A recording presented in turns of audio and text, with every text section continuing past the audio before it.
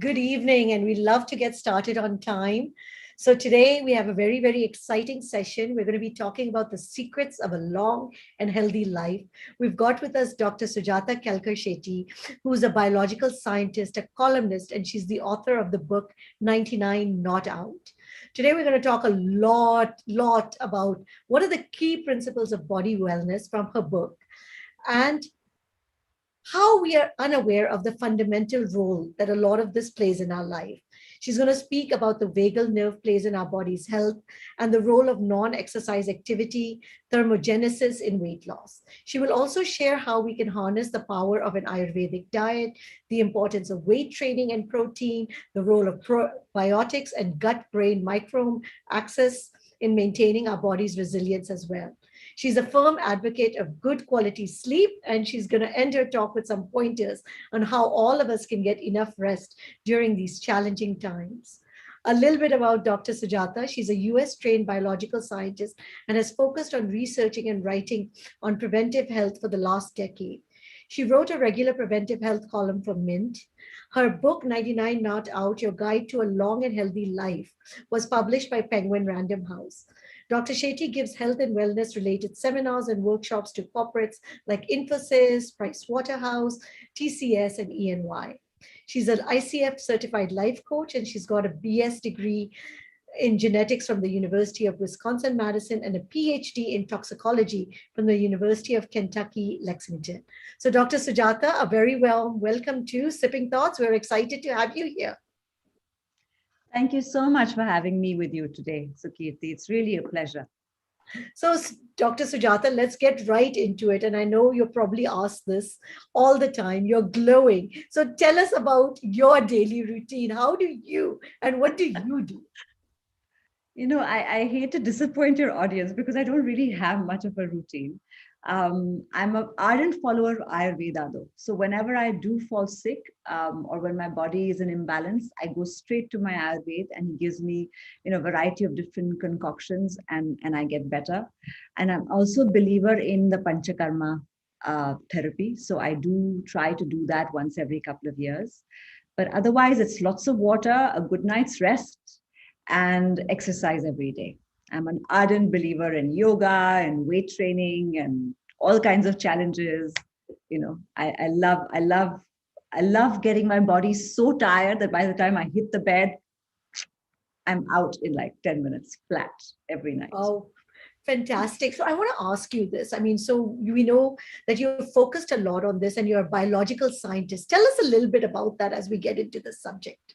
Sure. So Katie, it's been quite a long journey actually, right? So I started off as a molecular scientist. I was working in a lab, right? And then I had a really close friend who suffered from chronic fatigue syndrome. And it's a disease that people don't know how it's caused. But stress was considered a very important factor. So then I got thinking about this whole mind-body connection. So I went off to study about, stress and its impact on the body with one of the researchers on stress called Dr. George Crusos, who's at the National Institute of Health. He was there, now he's back in Athens. He's a Greek endocrinologist. So I worked in his lab and I really looked at the impact of stress on our immune system because I discovered that in fact, there is that connection, right? A connection that is valued by Ayurveda, valued by Chinese medicine, but is really not something that Western medicine has come to terms with. This intrinsic connect between the mind and the body. For our whole to be healthy, we need to keep that in mind. And that's sort of what got me on this journey towards wellness. And I want to ask you, now that you've talked about stress, a lot of us are feeling very stressed, even though now I think things are kind of stabilizing, but we're still in the pandemic times. So anything that you'd like to start us off with in terms of what are you seeing with COVID and any tips from there? Right. No, it's a time that is, incredibly exhausting. The environment is incredibly it's the opposite of nourishing right now, right?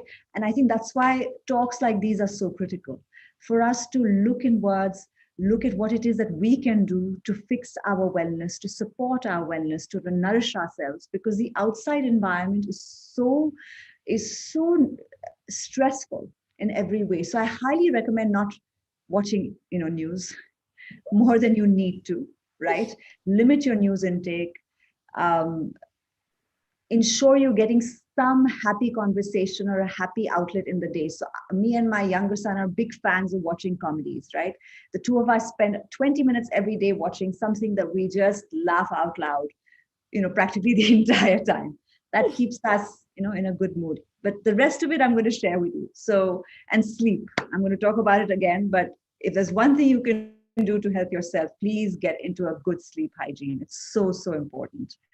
And afternoon naps. But I think, yeah, this is the time for us to build our resilience. This is the time for us to really hunker down and and and strengthen ourselves from the base, so that we're ready to take off when this pandemic is over, because it is going to be over, right? It is going to be Hopefully over. soon. But Hopefully soon. With yes, that, hopefully. Dr. Sujata, I'd like to hand it over to you and let's get started. Sure. I'm going to share screen now. Go and play.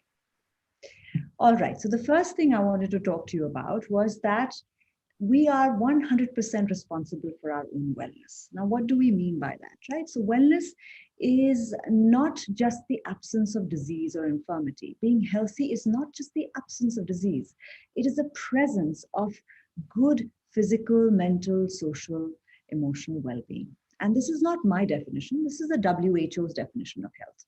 Now, when I give you this definition, a thought might come in your mind that this is too hard to attain. Like, how often do we feel like at the best of at the top of our game, so to speak, right? But the idea is to understand that it's a journey, it is a process of healing and self renewal where we are moving towards that goal. And when we actively put effort into our mind, body, and our spiritual wellness, then we are going to reach that state more often than not. And the way to think about it is, like this sketch that a friend made for my book, in fact, that is sitting right here with me. And everything that I talked to you about today is from the book. You see that man on a hike, right? And you notice he's wearing a sun hat, he's wearing hiking boots, he has a stick in his hand, a walking stick. He's got a backpack. You can imagine it has, tent equipment, maybe a rug, maybe something warm to wear, and snacks to eat on the way. And you can see that as he's walking along the path, he's going to see some beautiful vistas. There are mountains, there's a forest coming up. But you know that he's prepared, right? For he's prepared for every eventuality because he's got everything on him. He's got all the necessary items that he needs to ensure the success of his journey. So that's how I'd like you to think about your wellness, right? When you think about aging, getting older, do you have your wellness backpack in place, right? And I want to also ask you, what does being well mean to you? I've already given you the definition, but I'd still like to ask you this, and please feel free to type your answers in. So Kirti will be looking at them and we'll be, catching up with you guys on it as we go through the talk. But the point that I want you to understand is that this wellness backpack is really crucial to think about, and it is completely something that is up to you. This is not something that your parents or your spouse or your children or even your doctor can help you with. This is something that you have in your control. This is something that and it's an empowering belief, right? When you believe that, it's empowering, and I would want you to feel that power and to understand that you need to be in charge of your wellness from a 360-degree approach. And of course, today we're talking about this doesn't mean you're going to take off and approach mind, body, spirit from all angles. The idea is that you take something back, and that's a question I'd like to ask you at the end of this talk, which is, what is it that you are going to practice? Which is the wellness habit that we have hopefully inspired you to practice, right? We're getting some interesting responses. Yeah, we're getting some interesting responses. I said living life fully. Smita says being active at any age. Seema says joy. Shruti says good physical and mental health. Kash says total well-being. Smita, happiness and fitness. Shushma, happy and comfortable. And Neeta says at 60 on no medication and able to work out for an hour. Yeah. Oh, I like the last one. Me too. No medication. No, We I can would give it like to in a change half an that. hour. At 90, with no medication and able to work out for an hour. Yeah, that would be amazing, right? That would be amazing. I'm always struck when I meet these, engaged, energetic 90-year-olds who are like, just still enjoying their lives, at peace with themselves, in harmony with their families. It's wonderful. It's truly wonderful. They to me are the real stars of our society, right? So what does, being 99 not out look for you, look like for you? Right? That's Well, another I think question. Vasumati has already started that. She's saying jumping out of bed every morning. Okay, great. Yes, with enthusiasm, right? Yes, that zest for life. It's really so important that we still have the keep our curiosity, keep our interests alive, all of that, right? But it's also important for us to recognize that today the environment is at war with our wellness. It's not like we can go out and do the things that would support our wellness quite in the way that we were used to in the past. But again, this makes it even more important that we hunker down and support our mind and body, right? Even more important that we take the time out to do all the things we need to look after ourselves. And in many ways, we have more time. We can't socialize as much. Perhaps we're realizing that we don't need to socialize as much. I certainly am. But you might be noticing that you were spending a lot of time commuting, and now that's been cut out. So time is actually at our disposal, and therefore this is the silver lining. You have the time to spend on your body, to spend on your mind in a way that you've never had before. And remember, these are your instruments for going out into the world. These are the instruments that you use to get things done. And unfortunately, we only notice these instruments sometimes when there's something wrong with them, when they need repair. So what we're urging you to do today is to look after them so that they will never, in fact, need to go out and get work done, because these are beautifully made instruments. And if you look after them, Ayurveda says we are biologically programmed to live 100 years when we are born. So a baby has all the necessary ingredients to live 100 years if the baby looks after himself or herself, right? All other things considered, of course. So that's the important piece. But it's good to know that our bodies are actually created to live 100 years. Now, self-care, often we think that self-care is self-indulgence. And I want you to understand that it's not, right? It's actually self-preservation. Whether it is, the exercise that we're talking about, and I notice we have a couple of really, exercise enthusiasts, but whether it's the exercise, or it is, spend time in meditation, or it is taking that time out to talk to your friends, whether it is going and getting a massage, all of these things help you. In fact, from the Ayurvedic perspective, a weekly massage is considered essential. So think of these aspects as what you do to look after yourself. It is self-care, not self-indulgence. Yeah. And before we go any further, we spend a lot of time sitting. So what I want you guys to do is do a little bit of stretching. And I'm going to just ask you to do a few stretches on the chair itself. I could happily get you guys to stand, but then you won't see me.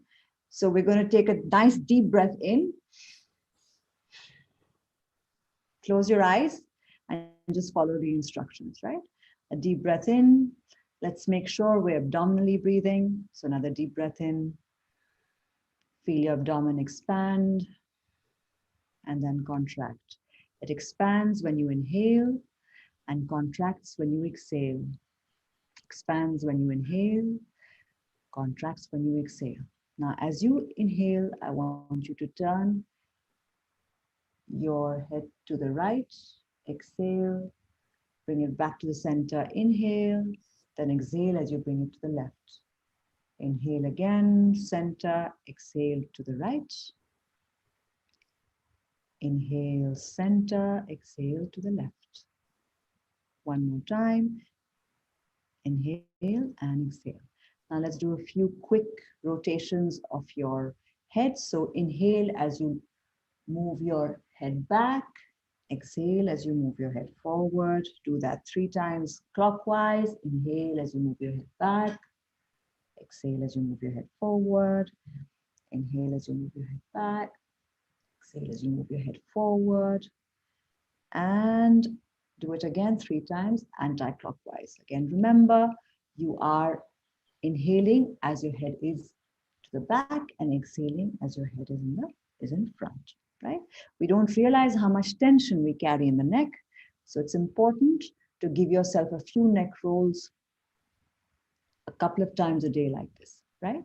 Now let's do a little bit of shoulder rolling, right? So let's go shoulders up and back and down again, shoulders up and back and down again, shoulders up and back and down again, shoulders up and back and down again, and let's reverse. Up and back, down again, down again, and one more time. There we go. So how many of you are already feeling a little different? We just did this for 2 minutes, right? Just 2 minutes, and you're already feeling a little more awake, a little more interested in what's happening. It's amazing. Our bodies are beautiful machines. We just need to do a little bit here, a little bit there, but through the day, very important, right through the day. And all we did was a little bit over here. Imagine how you would feel if you just extended it to the rest of your body and did that twice a day, once in the morning, once in the evening. Stretching is really, really crucial. It gets our circulation flowing, our lymph flowing, makes sure that our muscles have been stretched out, particularly if you're working out, it's even more important, right? And stretching actually makes us feel better mentally. So when we're feeling tired, sometimes it's just that our body needs a good stretch. It's not that we're actually tired. So you can actually stretch your working day longer by getting 5-minute stretches into your day. Even if it's just one single 15-minute stretch or 10-minute stretch in the day, you'll see that it makes a difference to the way your day feels through the day. Yeah. Okay, the next piece I want to talk to you about is non-exercise activity thermogenesis. Now, when you talk to your yoga teachers, you talk to your gym trainers, they're never going to talk to you about this because this is not in their field. So this is the energy you expend when you are not exercising. And you might think that it's actually would be very minimal, right? Why does it matter? I mean, how is it relevant? But the fact is that most of the energy we expend in the day is expended when we're not exercising. Because believe you me, for most of us, when we go to the gym, we at the most expend maybe 200 calories. While through the day, we have the opportunity to expend many, many more calories than that. And research has shown us this. Right? And for some of us, this has also been a time where we have put on weight because we've been stuck at home, because food has gained, a disproportionate amount of importance, because families are at home, everyone is around at meal times, and it's happened to all of us. In all our homes, meals have become disproportionately important. And why not? But with that, there needs to be commensurate activity, right? So weight maintenance or weight loss requires us to up our activity and reduce our calorie intake. And for upping our activity, NEAT is fantastic. And guess what? We've had the opportunity to expend a lot of NEAT during this time, because NEAT gets expended when we're doing housework. NEAT gets expended when we take the stairs. NEAT is expended when we when we have a standing desk. And I have a standing desk at home as well. Which is wonderful, because even if you just spend a couple of hours there, you've burnt far more calories than you would have sitting down. And just to tell you what the difference is, I'm going to share with you some data. This is the only data slide I'm going to show you today. So just bear with me. The idea is to just give you a sense of the difference in calories expended when you are, really getting more calories expended through NEAT. So if you look at this graph, what you see is with chair-bound work, which is typically somebody at a toll booth, which is really none of us, right? That's only 300 calories expended during the workday. But somebody who's doing seated work with movement, which is a teacher or any of us really, if we make it a habit to get up every half an hour and take a walk around the house or take a walk around your office. Even if it's every hour, it all adds up. Taking the stairs to the office adds up. Taking a walk around your neighborhood, if you're working from home, every 2-3 hours adds up. When I was doing research on NEAT, I wrote a column for Mint many, many years ago on NEAT, and I actually put all of these things to practice. So everything that I talked to you about, I have spent a month researching and putting to practice before I write about it, right? So when I wrote about NEAT, I remember I was doing standing meetings. I was on the phone and standing. So whenever I was, using my phone, I would remember to stand. I took the stairs up to my apartment. I would take the stairs down, and I lost 2 pounds.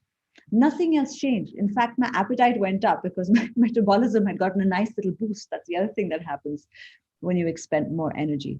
So what I want you to think about is tell us how you are going to boost your NEAT from starting from tomorrow, right? Let us know how you think you can, change your habits a little bit. Maybe, start at least standing up when you're talking on the phone. That's the easiest thing to do. And in fact, when you pace and talk, your mind works better because the circulation to the brain is better. And you might have noticed that anyway. When we have a difficult conversation or we're thinking really rapidly, we find ourselves pacing.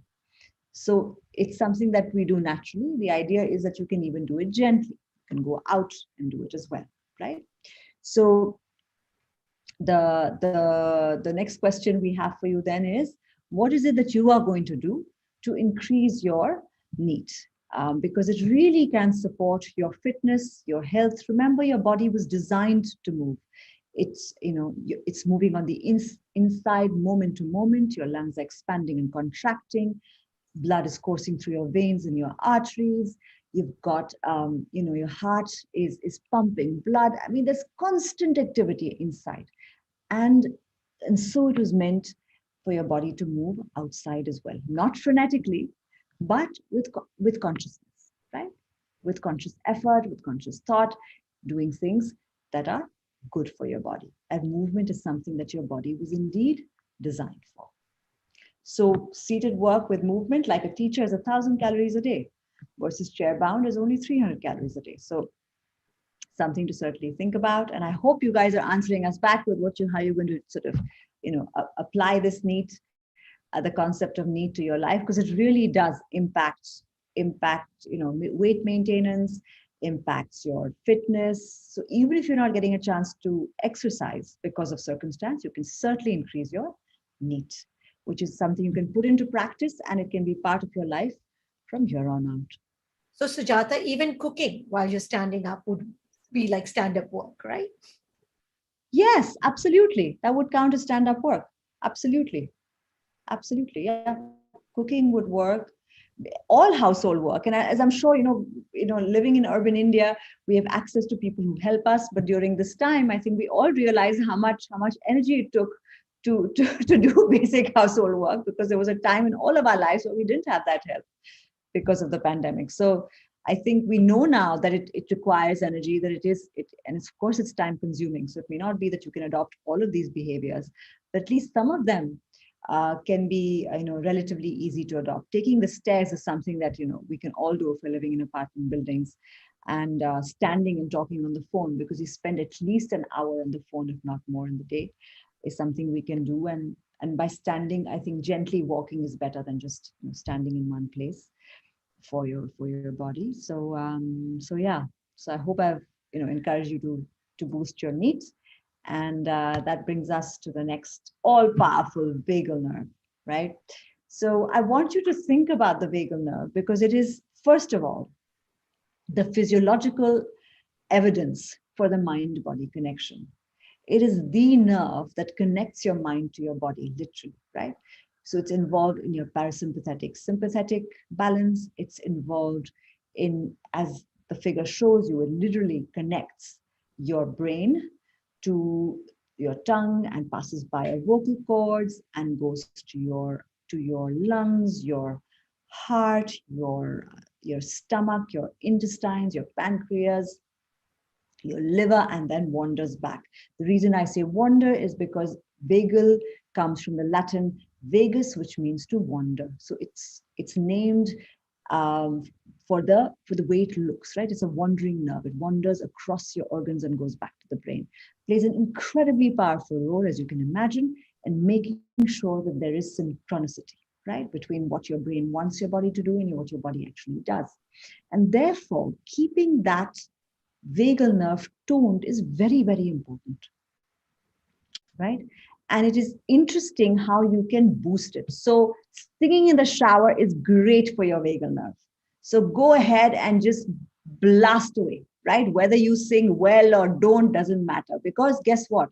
The vagal nerve is very close to your vocal cords. So, the vocal cords being used gives the vagal nerve a nice massage.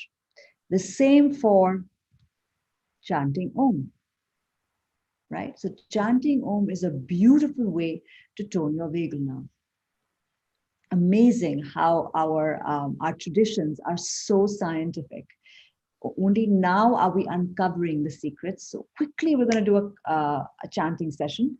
I know we don't have a lot of time today, but we're just going to go through a quick chant. We'll just do 5 chants. I want you to again close your eyes, take a deep breath in, and let's go for it. Om.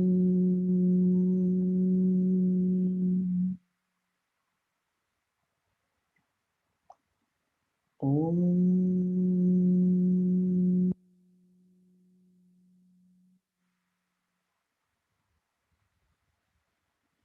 Om.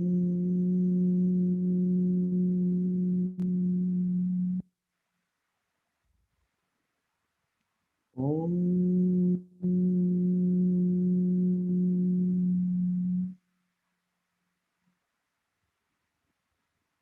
Om.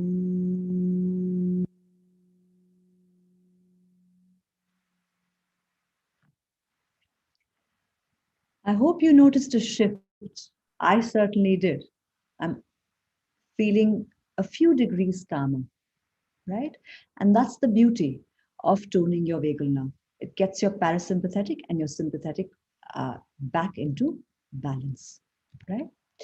The other thing you can do for your vagal Going back, nerve is the cat Sujata, how cow. often should we do the chanting, or how long does it take? Just a couple of minutes. Just a couple of minutes. A cold shower is also effective. It's interesting what tones the vagal nerve, right? So, people who enjoy taking cold showers, you can do that right after you've had a warm shower. For the last minute or so, not even minute, maybe just 20 seconds, switch it back to a cold shower. Om chanting, start with a minute. I mean, I'm going to talk about um, I'm going to talk about Nadi Shodhan Pranayama as well, because very important. Your Anulom Vilom also does the same thing. So if you're doing yoga every day and you're doing a little bit of chanting, then you're already sorted. If you're singing anyway, you're sorted. But the idea is to be aware of it. Posture matters as well, right? So ensure that you are putting effort into your posture, because your poor vagal nerve needs you to keep yourself nicely aligned, right? And neglectful of it. And it's amazing how it still, does its job on a regular basis.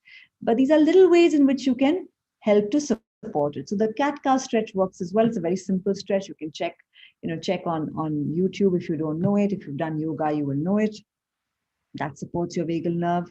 Om chanting is great for you as well. A couple of minutes to do the trick, as long as you are slowly building in other wellness habits as well, right? If you're sleep deprived, then I would say, chant for longer, right? Chant for 5 minutes, because you really need to get that good night's rest in and do a little bit more of, pranayama and yogic breathing. But if you're already, basically feeling well, then like a minute or two would be sufficient. Okay, we're going to move on now to nutrition. And this is all, what you already know, but the goal here is to convince you to do it, right? So the first piece that I want to discuss with you is, treat your body like a temple, right? Give it the nourishment that it needs. Don't think of food as a palate tickler. That's not its purpose. Food is here to nourish your body, nourish your mind, support it as it goes on this life's journey. Therefore, what does that mean? So this eating plate that I'm showing you here, it comes from the Harvard School of Public Health. And it's a really simple diagram that tells you exactly what your plate should look like, at least one meal a day. Let's start with one meal a day. And what are we talking about? We're talking about half your plate being fruits and vegetables. Yes, half your plate being fruits and vegetables, a quarter of it healthy protein, and a quarter of it complex carbohydrates. We're talking about at least 8 glasses of water a day. And yes, people will, there'll be some research that will say what some people need more, some people need less. Fair enough, right? But let's aim for 8. There's no harm in that. As long as you finish drinking most of your water by 6 p.m., it's not like you're going to be visiting the bathroom in the middle of the night. So get your water in. Also increase your protein intake. Very, very important, particularly right now, because guess what antibodies are made of? It's a question, actually. Protein. What do you think antibodies are? You're feeding us the quiz. Yes, protein. Yes. So antibodies are made of protein. And why don't you tell us how much water you're drinking in the day? Just for you to know, right? Do you even know? Are you aware of how much water you're getting in? Because ideally, you should just have a liter, a liter bottle with you that you fill twice a day, at least on a minimum. And if you're exercising, 3 times a day. So let's hear from you. Let's get a sense of. So Shruti says 3 liters. Smita says, I don't drink until I'm thirsty. Amita says 8 glasses. When you're thirsty, you are dehydrated. So let's think about that, right? Your organs aren't getting enough water. Your muscles are not getting enough water. Your brain is not getting enough water, right? Often we confuse thirst with hunger. So when we don't drink enough water, we end up eating instead of drinking water, and that's not serving anyone's purpose, right? So incredibly important that we remember to drink water, because it really lubricates our insides and helps us think sometimes. Headaches, if you have any kind of ache, actually, the first thing to do is make sure you're hydrated, because immediately your body will start to readjust itself. Headaches for sure. I think most headaches are because of not drinking. A question that always comes up when we talk about water is that, do juices, all liquids count, or water just means water? Some people say, ideally, we shouldn't be having juices, right? We should be having fruits, because that's way better for you. But if you're doing juice, then it counts. Okay. But tea and coffee doesn't count. Why? Because they're diuretics. They just make you go to the loo again, right? So again, juices count, coconut water counts, and water counts. But of course, I'm assuming you're not drinking any soda, and and limiting your caffeine intake is really important. So keep it, maximum up to 2 cups a day at the most, because caffeine can also be anxiety provoking. And this time, given the situation, you don't want anything that is going to be anxiety provoking in your diet. We have enough anxiety being provoked in the environment. So crucial that we keep we increase our water intake. And protein also, it's interesting. Do you have an idea of how much protein you're taking in? Because you need about 1 gram of protein per kilogram body weight. That's a lot of protein. And you really need to think about how you are taking it in, because otherwise you're not getting enough. And if you don't get enough protein, your immune system will not be able to function at its best. And we need our immune system to function at its best. You already know this, but vitamin D, vitamin B, vitamin C, and zinc are really important right now. I hope you're all taking the necessary supplements after consulting your doctor. Right. So one question has come up from my 3. What about green tea? Does green tea is also a diuretic, just like black tea? I don't think it is as powerful a diuretic. And I think you could count it in your water intake. Just see, I don't know how much caffeine it has. So just check on that and make sure you have your last cup before 4 p.m. because after that, it might interfere with your sleep. Any other questions? No, that was it. Is it? Okay. So now, Ayurveda, a subject that's really close to my heart because I've found that it has, personally, it has cured me of allergies, what are considered normal in Bangalore, and it has helped me with another chronic ailment as well. So I'm a big believer. But very briefly, the Ayurveda is a complex system. You need to talk to an Ayurveda, good on Ayurveda, before you start to use it.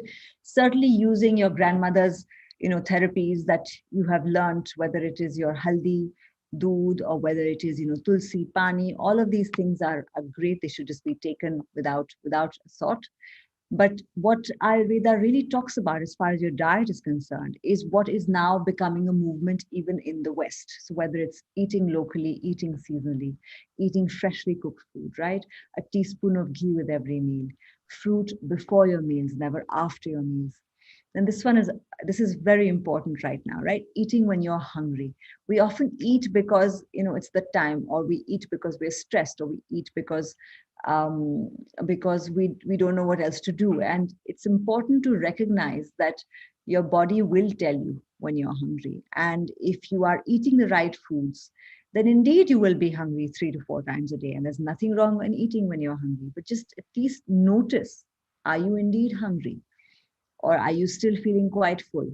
Is your body still digesting what you ate? And if you're eating a primarily vegetarian diet, then you will indeed be hungry fairly soon. But if you're eating non-veg, which I don't recommend, I though I live in a family where everyone is non-vegetarian, so I'm not allowed to be judgmental about it, but I don't recommend it because it's really not good for your body or the environment, which is part of our we are connected to the environment, we're part of this whole. um, Please consider really assessing if you are indeed hungry when you sit down for a meal. Then the last bit is so important. I've seen its impact on my life. Please remove sugar from your diet.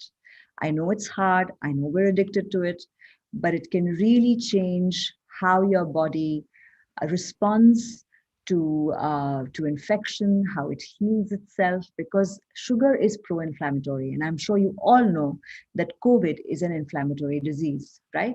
All infections are. All lifestyle diseases are as well, whether it's diabetes or it's heart disease or it's hypertension. They all have a component of inflammation. And aging and lifestyle diseases share common pathways. So what that means is, if you avoid lifestyle diseases, you also slow down aging. Yeah. Lots of questions, And Sujata, on your removing sugar. Can we take yeah, sugar free? Can we use jaggery? Can we use honey? Are all of these, or when we say sugar, no sugar? yeah. So sugar free, I would, don't take any kind of chemicals. Yes to jaggery, yes to honey, but limit the amount that you're taking in, right? So say you used to have 2 teaspoons of sugar in your tea. Start with half a teaspoon of honey and see if you need more, right? Really use sweeteners sparingly. Don't use them to replace the amount of sugar your palate used to need, because your palate was anyway needing too much, right? Our bodies don't need that sugar. It's a biological survival mechanism, because our forefathers didn't have food at their disposal. They had to scringe and scrounge. There were periods of feast, there were periods of famine, and so anything that was sweet, we were biologically programmed to eat as much as we could, because God knows when we were going to get to eat it again. But we are far removed from that life, right? We have access to everything and anything. So please consider it. Alcohol is also included in this avoid sugar piece, and I highly recommend getting off that as well for your health. And that's perhaps has something to do with this glow that Sukirti mentioned. So any more questions on that? No, I think this one, Rumi is asking, with Pitta Prakriti, people crave for sugar. I do. What to do? And why the sugar cravings? And another one, what about shakkar? Yeah. So shakkar and sugar, as far as I know, are one and the same. About the cravings, the reason we have them is because we're not eating a balanced diet, right? So fruits are allowed, right? Enjoy fruit. Like through the summer, when I got off sugar, I was eating like I would just eat some, kept my fruit in the fridge. And whenever I felt like eating something sweet, I would just grab a cold piece of fruit and I would eat it. And honestly, once I got off sugar, the fruit tasted so sweet. I don't think I'd noticed how sweet apples were, or of course, mangoes are incredibly sweet, but even apples, grapes are also incredibly sweet. And, in moderation, fruits can really take over to help with those sugar cravings. Dates are great, but don't eat too many of them. So maybe 1 or 2 dates a day, not more than that. But I really encourage it because I've seen the impact it's had on my well-being, right? So please go ahead and try it. Any other concerns about sugar? No, I think that's the sugar. Yeah. A lot of Yeah, that's questions coming in on protein, but I think we'll take them at the question time. oh, okay, all right. I wanted to just give you a quick brief on the microbiota gut um, brain axis because it's sort of it's one of the foremost things that medical research is discovering about our health, and it's again something that Ayurveda has known, right? For Ayurveda, the seat of health is our gut, and Western medicine is now recognizing it to be true. They've done research on several animal models. There are mouse models. There are human beings that they've found this to be true in. And they've connected an imbalance in our microbiota. Microbiota, what the microorganisms that are sitting in our gut, right? So the thing is that we have our intestines have various millions and millions of various species of microbiota, and each of us have a distinct microbiotic map. So each of us, just like we have a distinct genome, we have a distinct microbiotic map, or a distinct group of microorganisms that are residing in our gut. Now, what's interesting is that when they are not in balance, when there is something that goes askew, when certain populations of microorganisms go up and the others go down, research shows us that there's depression that is associated with that, anxiety that is associated with that, IBS that is associated with that. They've even found neurodevelopmental disorders like autism spectrum disorder associated with that. So how can we use this information to our benefit? Again, when we eat fruits and vegetables, we support good bacterial growth in our bodies. Sugar supports bad bacterial growth in our bodies. It's very interesting how all of this is linked, right? I hope you're beginning to see that pattern. So it's really, really important that you keep the fiber, the natural fiber going into your diet. So again, fresh fruits and vegetables, fantastic. Even your cooked sabzi is fantastic. Whole grains are fantastic as far as probiotics go, prebiotics, excuse me, go. Probiotics, you can have your, katori of dahi with your meals whenever you can. And, home cultured dahi is best. But even if you just focus on your prebiotics, it's still great.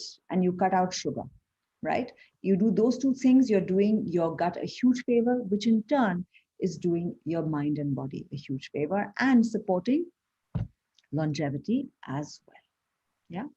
Yeah. We're curious to know how you guys have included dahi in your diet, because in our cultures, in India, it's so varied. All of us have different ways that we've taken dahi in, whether it's in the form of a lassi, whether it's in the form of like dahi with your paratha, like my son today had palak raita and rice, and that was his lunch. But each of us has different ways in which we eat it and we enjoy it. So I'm curious to know how you enjoy your dahi, right? So please let us Homemade know. chas, any other option to dahi, somebody's asking, and any specific Yeah, type of dahi, because there's so many now yogurts that are actually now marketed as being good for your. yeah. So anything that says, it has active cultures and doesn't have sugar. So none of the fruit yogurts, but anything that says it has active cultures in it. I mean, that's why I said ideally if you make it at home, nothing like it, because then you know that there is active culture in it. When you buy from the store, there's always a chance that there isn't, and there isn't a particular brand that I can tell you with certainty would definitely have enough active culture in it. But I would hope that the ones that say that they have it actually do, because it also depends on the cold chain, right? If cold chain has been maintained or not. So a couple of things that matter, but on the whole, I would recommend making it at home yourself. One other myth that's always there, can you have dahi at night? Because a lot of people believe that you can only have it during the daytime. Yeah, so Ayurveda also doesn't recommend it actually. Ayurveda says, have it in the first half of the day, don't have it at night. Because first of all, for many of us, it's phlegm producing, and it doesn't really, it vitiates the doshas. So it doesn't really support our well-being at night. But in the day, it's fine. And as buttermilk, it's even better. So there's something that happens when we choose buttermilk over dahi that is supposed to be immediately supporting and balancing for our diet. So if you do the buttermilk after your meal, you are golden, and it's fabulous for you, Sonia is even asking, better than other dahi. than milk products, anything else that's probiotic other than yogurt? Yeah, so kefir, if you can, make it at home. I think now they're doing. I think some company in Bombay is making coconut water-based kefir, and then some people are making kombucha. But you have to be careful about the company, and you have to be careful about making it at home. If you can wing it, great. These are all great sources of probiotics. Now, can you have dahi in winter? Is Ha, asking. again, it's a tricky one. But see if it suits you, right? So try it. Don't have it at night for sure, but see if it works for you in the first half of the day. No harm trying. Each of us are different. Each of us have different bodies. But again, if you load up on your fresh fruits and vegetables, cut out the sugar, you're doing really well. Okay, now we're close to the end of what I'm here to tell you about, and we're happy to take questions after that. And this is about sleep habits, right? Sleep hygiene. For many of us, I think we catch up on our TV time at night.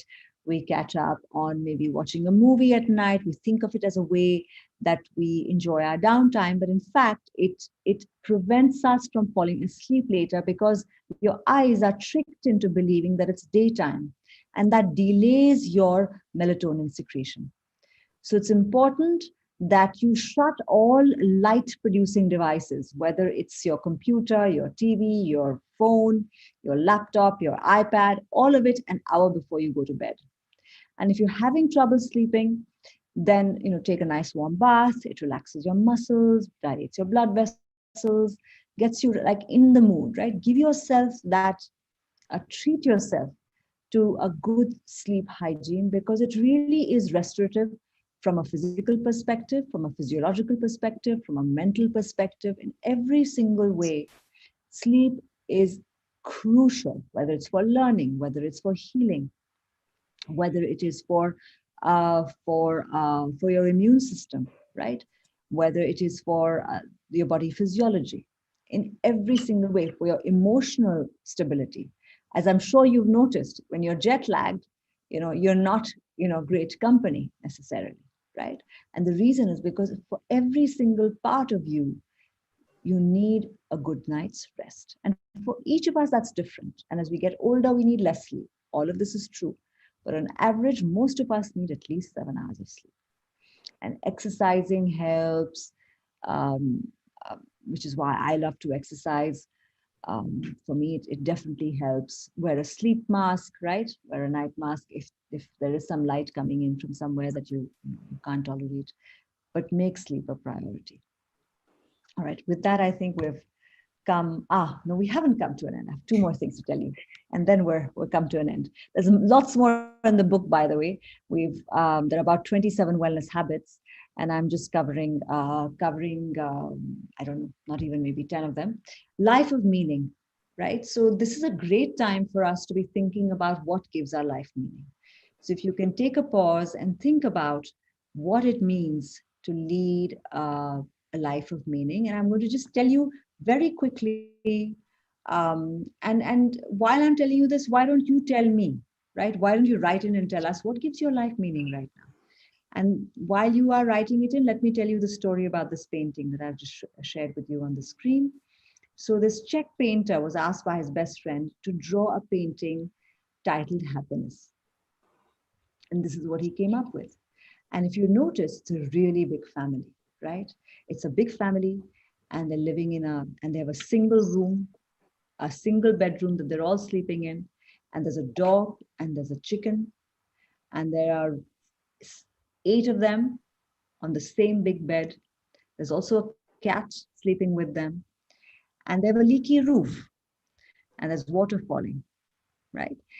And nothing about this picture suggests that, to me, when I first looked at it, suggested, why are they happy? Yet, when you look at their faces, they're all smiling. They're all content because they're all together, right? They're all together and they're content with the way that with whatever the life has dealt them. And the man is holding that umbrella and he's sleeping. So I think it's important for us to take that pause. We've been given this pause in our lives to really consider what it is that makes our lives worth living, right? And psychologists have come up with 3 pillars of meaning. One is leading a life of significance, which means, finding things in the day that brighten your day, whether it's that, the butterflies in your garden, or the beautiful sunrise, or the chat you had with your friend, or that warm cup of coffee in the morning, whatever it is, it's something that, that makes you sort of touch life. That's significance. The second piece is coherence, being able to tell a life story that makes sense to you, to yourself, not to the world, right?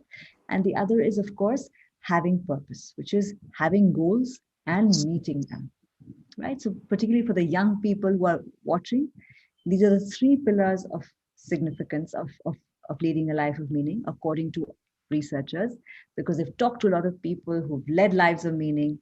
And I've spent some time talking to people who've led lives of meaning as well. And I've certainly wanted that to be a part of how I define my life. Is my life meaningful to me? And so something for us to consider. And the other piece that I want you to think about before we end the talk today is, please nurture your friendships, right?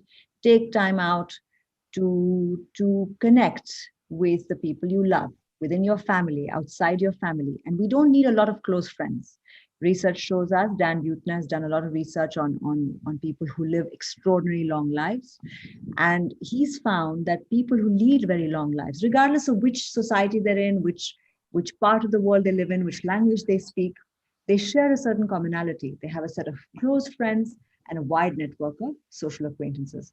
So, Facebook is great for that wide network, but for your close friends, make an effort to stay in touch with them, make an effort to give to them. Because how do friendships get nurtured? When you selflessly give, whether it's within your family, whether it's to your friends, whether it is to your, sisters and brothers. When I say friendships, I mean all those that you are connected with, because they will also be there for you in your time of need, and vice versa. And that's what makes life, worth living as well. And lastly, I keep saying lastly because I forgot that I had one more slide to share with you, but this one is on forest bathing. So forests are fabulous, right? Because trees and plants secrete certain immune chemicals that protect them, and it's part of their immunity, but it's in their environment. So guess what happens when we breathe those immune chemicals in? We boost our own immunity. So spending time in parks is really good for you, particularly right now, right, as an immune booster. And so breathe that stuff in. It's good for you. Take time out to go for a walk, or if you can't, you can also enjoy gardening. It explores your creative energy as well as helping you spend time in nature. All right. And so with that, we've covered 99 Not Out. I hope you've enjoyed this and look forward to your questions. Wow, thank you, Sujata. That was amazing. So we'll start with the first question. We'll start with Kash. Kash, go ahead. Thank you, Sukriti. Thank you so much for this session, Sujata. My question, I have so many, but I'll ask you one so others can ask their questions. So it is that, which book would you recommend She asked, which book would you recommend? But I 99 Not Out, Your Guide to a Long and Healthy Life. Rumi will take you, and then Neeta, and then Smita. Go ahead, Rumi. Yes, I wanted to ask Sujata, what should we have for breakfast? I mean, a long life should also mean a good healthy meal. How do you start your day? I'm very curious to know what you have for breakfast. Ayurveda wise, what is recommended? It depends on your prakriti, on your constitution. So in my case, I start the day with, sometimes it's poha, sometimes it's like a quinoa khichdi, sometimes it's oatmeal with banana. I don't eat gluten. I don't eat anything with wheat in it because it doesn't suit my constitution. So I eat things like that. Yeah. Right. Thank you. Neeta, go ahead. Yeah, I want to say two things. One was I was having a sleep disorder. And when I started the breathing exercises for a little or longer period, and then second thing, meditation, it really helped. And the second point I want to ask is that what about the sprouts? Are they healthy, in diet? I do eat every day. So is it good, or should I cut down on that? No, they're very good for you. Okay. They're packed with vitamin B, and I would highly recommend it. Highly recommend it. Meditation is wonderful if it, it doesn't suit everyone. Particularly right now, for somebody to start off on it might be difficult given the times, which is why I didn't bring it up. But I do mention it in my book because it's very powerful. It suited me very well. Thank you so much. Great. Chatra Singh, go ahead. Yeah, I wanted to ask two things. One is, how does the fruit sugar? I mean, does that eating a lot of fruits is like equivalent to a lot of sugar? Or the other thing is that we tend to do all the yoga, pranayam, everything in the morning once, and then that's it. So should we divide that into a couple of times during the day? I mean, say if you have a 1 hour session, should we break it into 20 minutes 3 times or something like that? No, I think you should do what works with your lifestyle. So if you've already got a 1 hour session that you're doing in the morning, stick to it. Don't change it.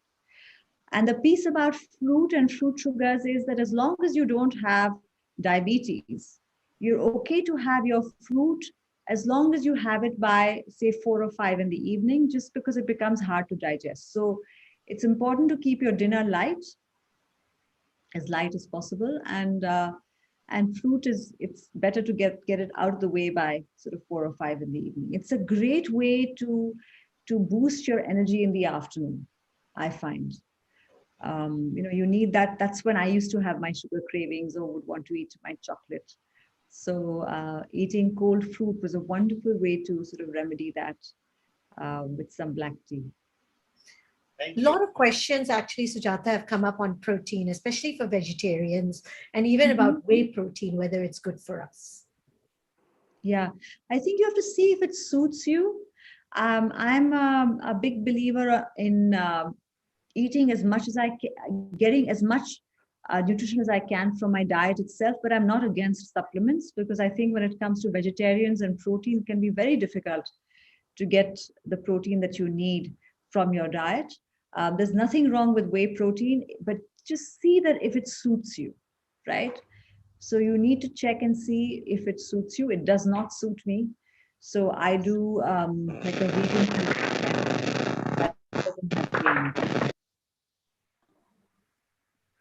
Is it okay to eat fruit on an empty stomach? Yeah. In fact, it's better to eat fruit on an empty stomach. Great. Sukriti, I got muted by mistake. Yes, yeah, I asked half go the ahead question. and ask your Sorry. question. So I'm getting 99 not out for sure. But my question was also, Sujata, that is there anything else apart from that? That is my first book I'm going to get on Ayurveda, if I can read even more, like if I want to delve deeper. Yes, no, in fact, Sukirti just interviewed my doctor. He has an excellent book out. Title, I don't remember right now, Sukirti. What is the title? Ayurveda, Guide to Health and Happiness. Yes. So it's Oh, written by lovely. Dr. Gangadharan. I'll just post it there also for everyone. Yeah.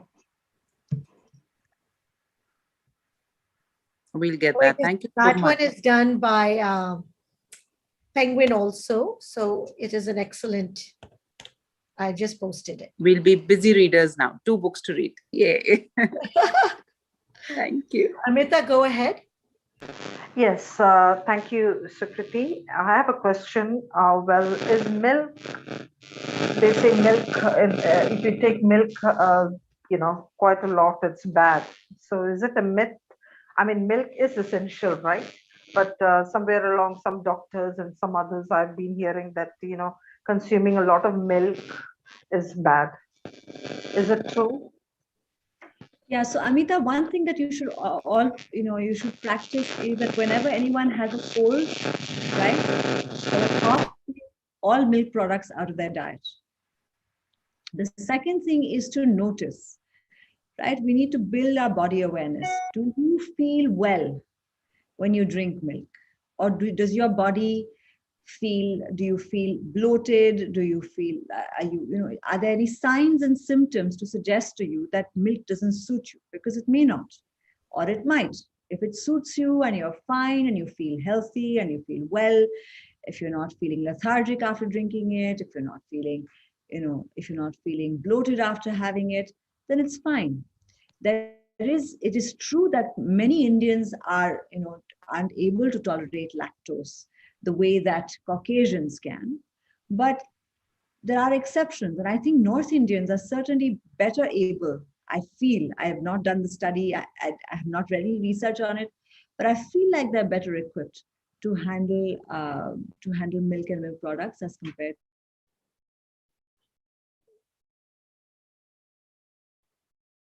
Sujata, we lost you.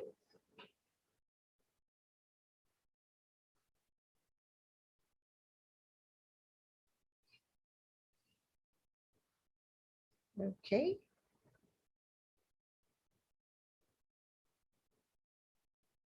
So I think we've lost Sujata. We'll give a couple of minutes. I know there's some more questions that are coming. Otherwise, this video will be on our Facebook site. Please do put your questions there. We will try to get all of them answered. I know there's a lot of questions still on the vagal nerve. There's questions on still protein. Let's just give her another second and see if she's able to join back.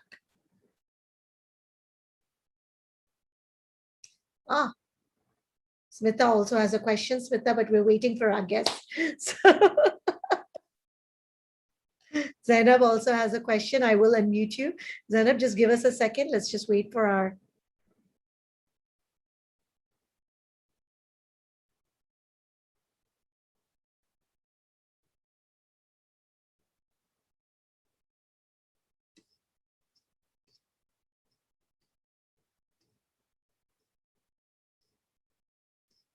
She's joined back. Great.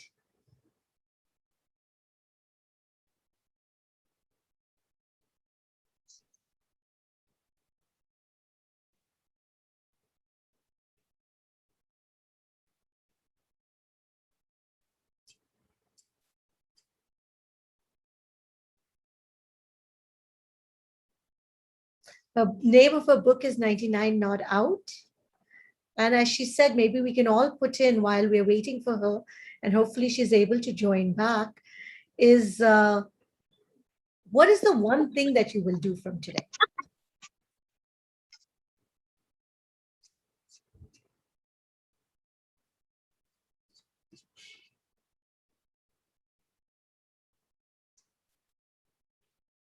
Start drinking enough water, Smita. Yes, absolutely.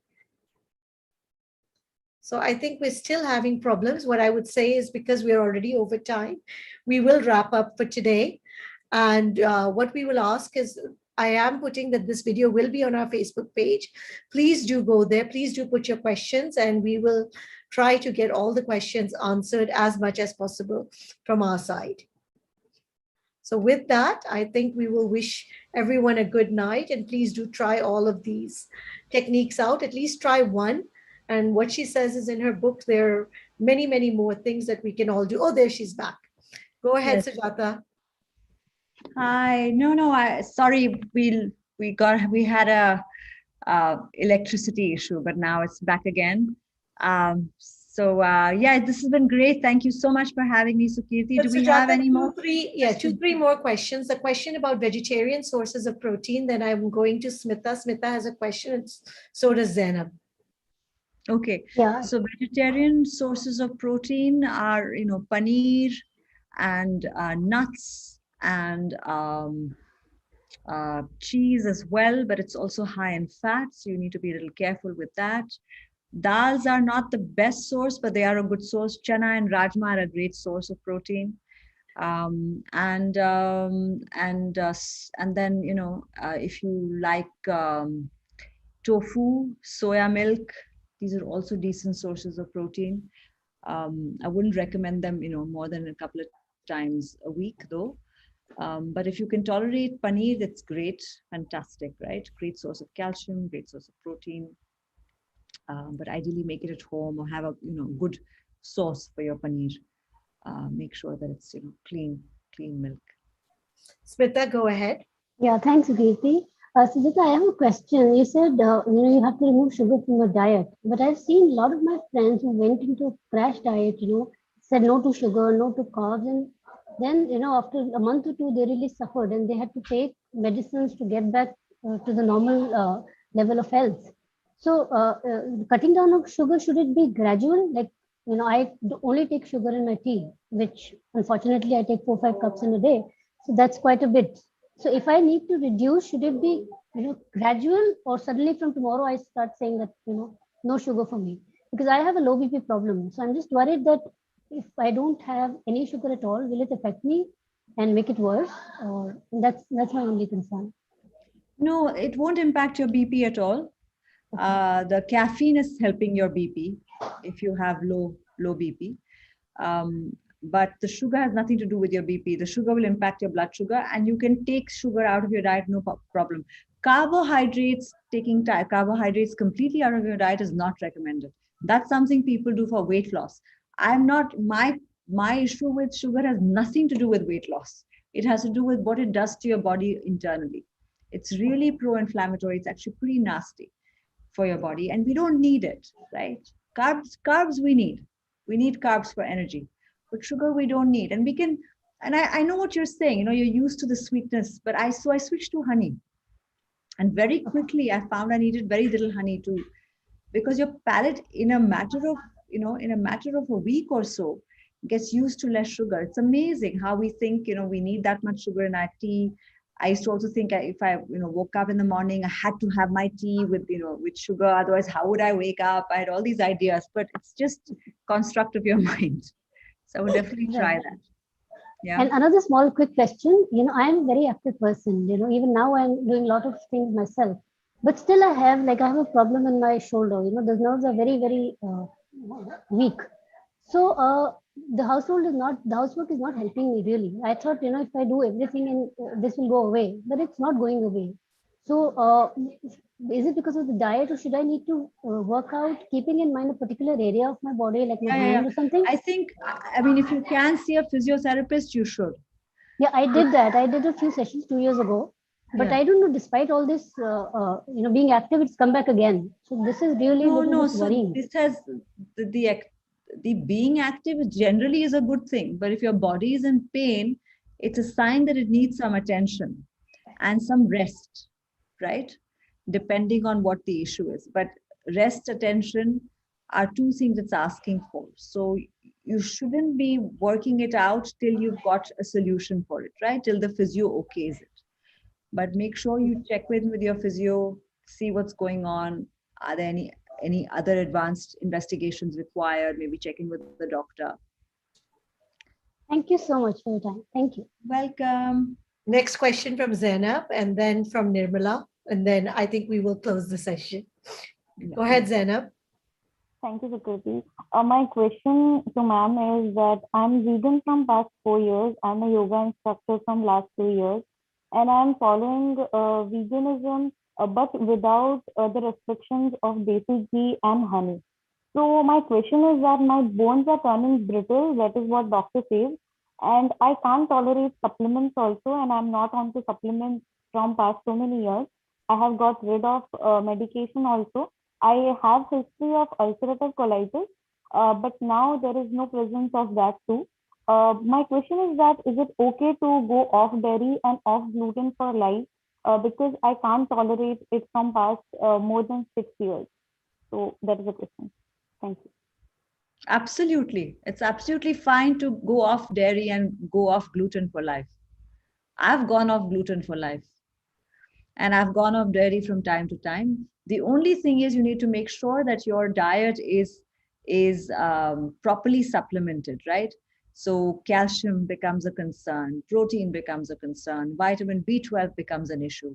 So you need to make sure that you are supplementing your diet in a far more methodical way than you would have been were you not vegan and were you not gluten free. So you need to be careful, but there is no problem with doing that if you can't, particularly if your body can't tolerate it. And there's no other option, is there?